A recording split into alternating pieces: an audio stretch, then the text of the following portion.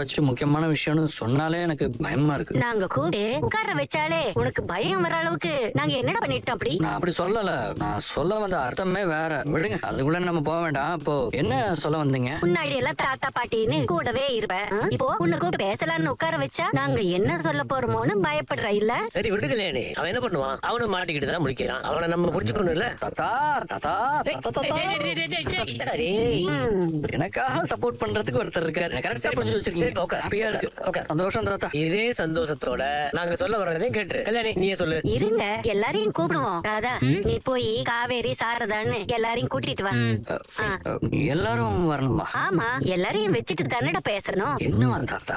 இருடா எல்லாரும் வரட்டும். கூப்பிட்டி அவங்கள? கூப்பிட்டுல வந்துட்டாங்க. என்னாச்சு? தெரியலையே, இவங்கதான் எல்லாரையும் கூப்பிடுனாங்க. சாரதா, காவேரிக்கு இப்ப 7வது மாசம் ஆரம்பிச்சிருச்சு. அவளுக்கு வளகாப்பு பண்ணிடலான்னு பாக்குறோம். அத பத்தி பேசுறதா அவங்க எல்லாரையும் வர சொன்னோம். வளகாப்பு பண்ணி காவேரி எங்க வீட்டுக்கு கூட்டிட்டு போகணும். நாங்களே இங்க இருக்கும்போது எப்படின்னு யோசிச்சேன். வளகாப்பே பண்ணி முடிச்சாலும் காவேரிய உங்க வீட்டுக்கு அனுப்பி வைக்கிற முடிவுல நாங்க இல்ல சாரதா. ஏற்கனவே உங்களுக்கு 1000 பிரச்சனை இருக்கு. அதுல காவேரி பாத்துக்கிற கஷ்டம் எல்லாம் உங்களுக்கு வேண்டாம். வளகாப்பு முடிஞ்சாலும் அவ இங்கே இருக்கட்டும். இத பிரச்சனை வருதுங்கிறதுக்காக மட்டும் நான் சொல்லல. முன்னாடியே நான் இதெல்லாம் யோசிச்சதுதான். அது எப்படி பாட்டி? அம்மா என்ன அங்க கூட்டிட்டு போகணும்னு ஆசைப்படுவாங்க?